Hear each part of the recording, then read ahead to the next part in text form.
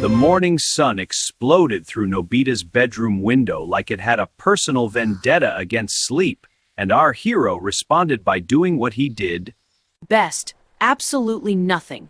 He was tangled in his blanket like a human pretzel, drool forming a small pond on his pillow, dreaming about a world where homework completed itself and teachers handed out A's like participation trophies. His snoring rattled the window panes with the intensity of a malfunctioning lawnmower, and somewhere in the corner of the room, Doraemon sat cross-legged, watching his best friend with the exhausted patience of a saint who had seriously reconsidered his Nobita, it's 11 in the morning, on a Saturday. Your mother has called you.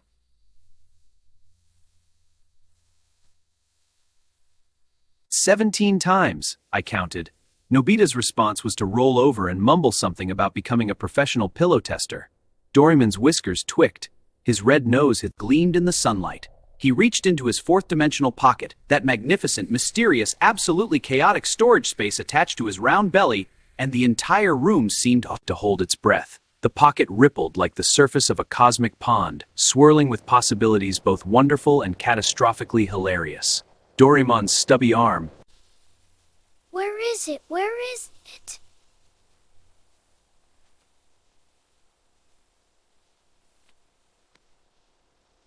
Rubber duck tossing it aside.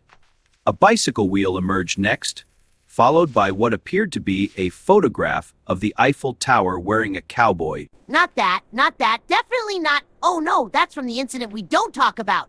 Aha!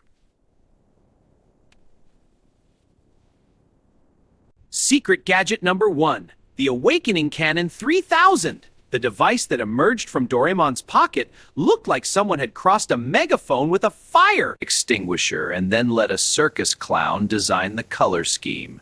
It was bright orange with purple polka dots, had 3 spinning wheels on the Side, and made a concerning whirring noise that suggested it was either warming up or about to explode. Doraemon aimed it directly at Nobita's sleeping pad. 3, 2. The sound that erupted from the Awakening Cannon wasn't just loud, it was a symphony of chaos. It combined the roar of a lion with the screech of 1,000 alarm clocks, mixed in the sound of a grandmother yelling about vegetables, and topped it all off with the distinctive noise of glass breaking and dogs barking. The sound waves were visible, rippling through the air like rainbow-colored shockwaves that made the walls wobble like jelly. Nobita didn't just wake up. he achieved vertical liftoff. His body launched from the bed like a rocket with a hilariously Determined expression, his blanket transforming into a cape as he flew upward and smacked face first into the ceiling. He stuck there for a comedic beat. His limbs spread out like a starfish before gravity remembered its job and he plummeted back down onto his bed, bounced twice, and rolled onto the floor with all the grace of a potato. I'm up! The aliens are invading! Save the dorayaki! Doraemon calmly blew imaginary smoke. From the end of the Awakening Cannon and tucked it back into his pocket. Good morning, Nobita. Your mother wants you to clean your room. Do your homework, help with the laundry, water the plants, feed the neighbor's cat, and think about your life choices. Nobita lay on this Floor, staring at the ceiling with the hollow eyes of someone who had just experienced true suffering. His hair stuck out in 17 different directions. His pajamas were inside out, and there was still a small drool stain on his cheek. Doraemon, why do you hate me? I don't hate you. I just have access to gadgets that make hating you unnecessary. The morning unfolded with the chaos that was typical of The Nobi household. Nobita's mother, a woman whose patience had been forged in the fires of raising the world's laziest child, called up the stairs. With increasing intensity, her voice started at polite request, escalated to firm suggestion, and quickly reached, I am considering if I still have the receipt. For this child, Nobita attempted to clean his room, which meant he pushed everything under his bed and called it organization. Doraemon watched this process with the resignation of someone who had seen it 1,000 times before. You know she checks under the bed. She won't this time. She... checks every time. But this time, Nobita, did you push everything under your bed again? Nobita's face fell. Doraemon's expression remained unchanged because he had... I stopped being surprised by anything approximately 3 years ago. It was at this precise moment of domestic chaos That the doorbell rang. with the cheerful innocence of someone about to ruin everything. Standing on the doorstep was Sunio Honekawa, looking like he had swallowed a lemon and enjoyed it, his pointy face twisted into that insufferable smirk that made Nobita want to invent time travel just to go back and give past Sunio a wedgie. Behind him loomed Jian, whose massive frame blocked out the sun and whose expression suggested he was either about to sing karaoke or punch something. Given Jian's hobbies, both were equally terrifying. Oh, Nobita, we just came by to show you something. Absolutely incredible that you definitely can't have and will never afford. He held up a small device that gleamed in the sunlight. A brand new, state-of-the-art...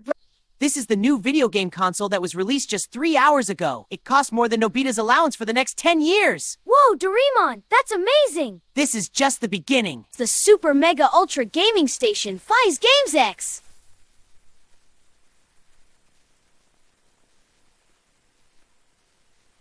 "17 dimensions. It reads your mind and creates custom adventures. It also makes toast. Why does it make toast? Because it can.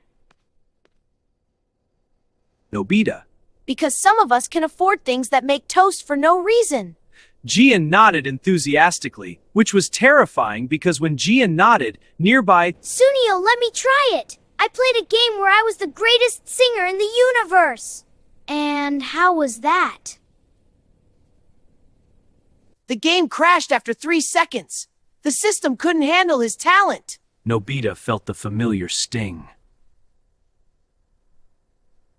of inferiority washing over him like a wave of inadequacy. It happened every time Sunio showed up with something expensive and shiny. It was like Clockwork! If clockwork was designed specifically to make one person feel bad about themselves. But then, a small blue paw landed on his shoulder. Doraemon. stepped forward, his round face wearing that expression that Nobita had learned to both love and fear, the expression that said, "I have a gadget for." Oh, you have a gaming console? That's nice. That's really...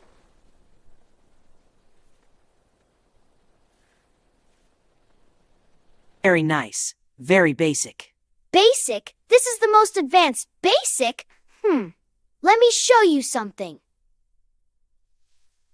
Fourth-dimensional pocket with the dramatic flair of a magician reaching into a hat.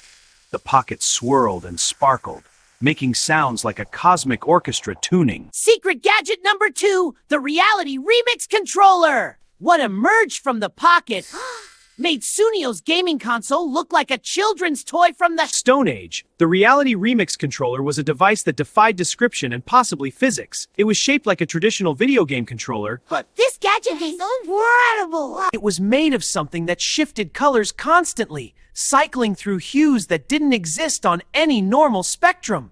Buttons floated above its surface, made of pure light, and the entire thing hummed with an energy that made the hair on everyone's arms stand up. This doesn't just play games, it turns reality into a game! He pressed a button, and suddenly, the entire neighborhood transformed. The streets became platforms floating in a pixelated sky. Nobita's house sprouted legs and started doing a little dance. The trees turned into giant mushrooms that bounced when you touched them. And What is happening?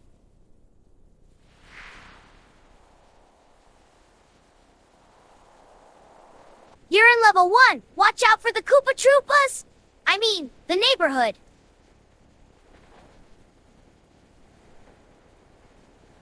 Dogs! They're worth 10 points each if you avoid them! Jian, to everyone's surprise, adapted immediately. His massive body began jumping from platform to platform with unexpected grace, his competitive instincts overriding his confusion. This is amazing! I'm going to get the high score. Where's the boss fight? The boss Is your own ego